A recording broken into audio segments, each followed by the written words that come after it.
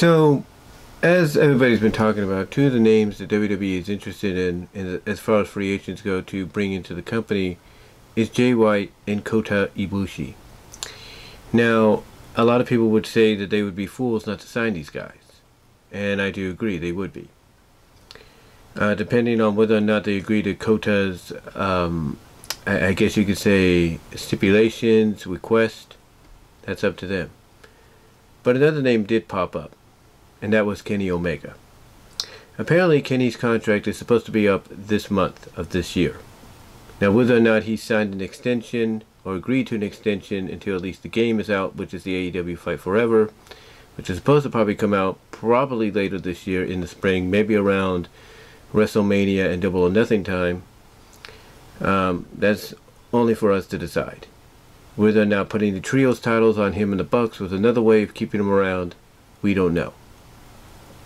And whether or not an agreement between AEW and New Japan to put the U.S. Championship on him, the IWGP U.S. title on him, which he still has, he's still the champion of, you know, after beating Will Ospreay in what many would consider a 7-star, 10-star matchup, especially if you're Dave Meltzer at Wrestle Kingdom. You know, we don't know if maybe agreeing to have him become champion and go over Will was part of a way to pretty much keep him around, even if his contract is up. Because by being the IWGP US champion, he is legally tied still to New Japan. Now, some could say, well, that didn't stop Carl Anderson from, going to WWE as he was still currently the never open weight champion, and that is true. That is true, but WWE and Triple H were able to work out an agreement to allow him to go back and forth when needed to defend that championship. And the contracts that both him and Luke Gallows are on right now pretty much allow him to do, just about that. Do kind of things that, normally, under regular circumstances, they wouldn't be able to do. But this contract that they have with the company right now is to basically make up for the way they were pretty much screwed over the last time after agreeing to stay a lot longer. This contract is saying, hey, this is our way of saying we goofed, we're sorry, here you go. But yeah, apparently Kenny's contract is up this month, or at least around this month. And again, we don't know if he signed or agreed, verbally to an extension. We don't know, like I said, putting the trios titles on him and the Bucks were a way to keep him around a lot longer.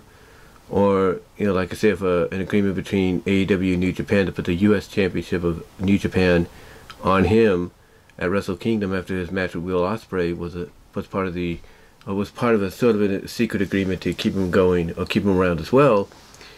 We're not totally sure, but despite any of that speculation as to what his contractual status is, whether he's agreed to an extension, and or not, whether or not he's going to stick around at least until the game has come out, later this year, whether or not him becoming U.S. champion of New Japan was a way to keep him around, we're not sure. But there is interest in WWE to bring him in, and they are more certain than anything as of now, especially under the Triple H regime, that they can get him, that they can land Kenny Omega, they can land the cleaner, they can land the best bout machine in the world.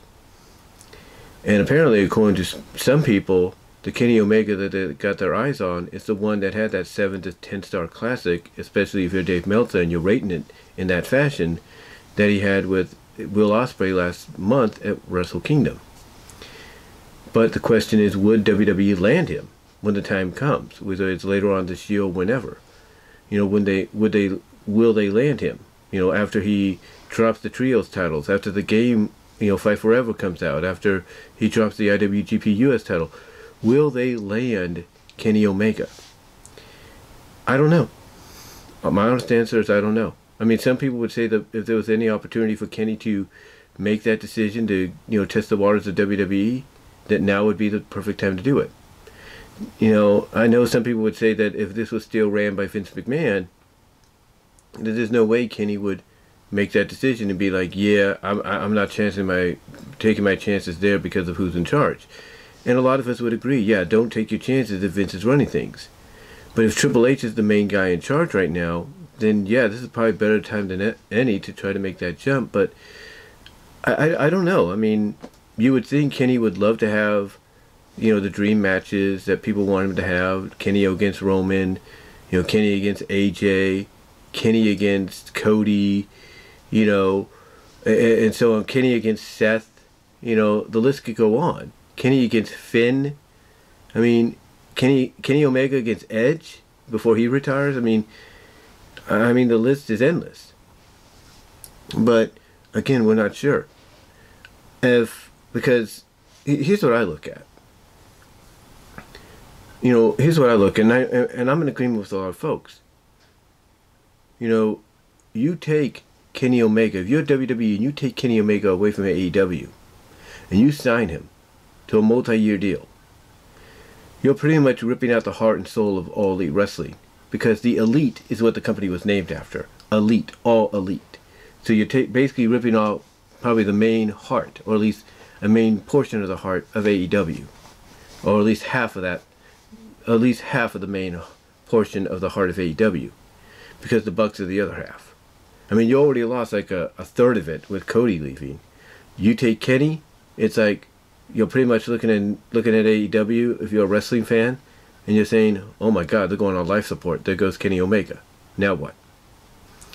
But here's the thing. I'm not saying that Kenny went and jumped ship or went and signed with WWE. I'm not saying that.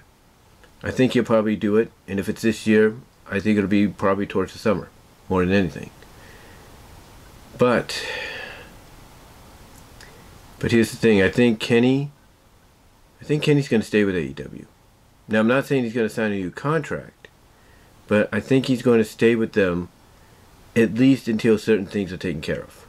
One, the CM Punk FTR deal, if they are planning to do that, if CM Punk is on the verge of coming back a lot sooner than people thought, you know, they want to take care of that, you know, make some money off that, and then maybe drop the trios titles to Punk and FTR, you know. But another thing too is I think if he does leave WWE, I mean not WWE, but if he does, you know, leave AEW and sign with WWE, I think he's going to want to leave with the Bucks. I think he's going to want to leave with his friends. So honestly, do I see WWE signing Kenny Omega? Yes, I do. But I don't see it happening until at least the summer or the fall of this year, or the latest being beginning of next year. Why? Because he's going to want to wait until the Young Bucks are out too. And contractually and legally, they could probably get themselves out of their contracts. So I think honestly, if he does sign, he's going to sign, but he's going to want to come into WWE with the Bucks. He's going to want to have Matt and Nick with him. And that's just my opinion. I think that's what it's going to take. So, you know, do I see him signing with the company, with WWE under the Triple H run, depending on whatever the future may hold ownership-wise for the company? I would say yeah, I could see him signing. But I don't see him signing like right away and debuting post WrestleMania. I don't see him signing and debuting, I would say, post Money in the Bank. You know, honestly, I don't even see him signing and debuting to at least maybe Survivor Series. If you want the honest answer, excuse me there. If you want an honest answer. Because again, I think he's going to want to wait until they find a way to get the Bucks out legally out of their contracts, and then they will go with him to WWE. And that's pretty much it. I think, well, not just the Bucks, but I think, you know, Kenny's going to want to bring some people with him, and I think the Bucks, and I think the Bucks, I think Michael Nakazawa, Cutler, I think. And basically, I think he's going to want to bring the whole crew, you know, inevitably, if he does sign. Even Don Callis. So, again, I do see him signing with the company.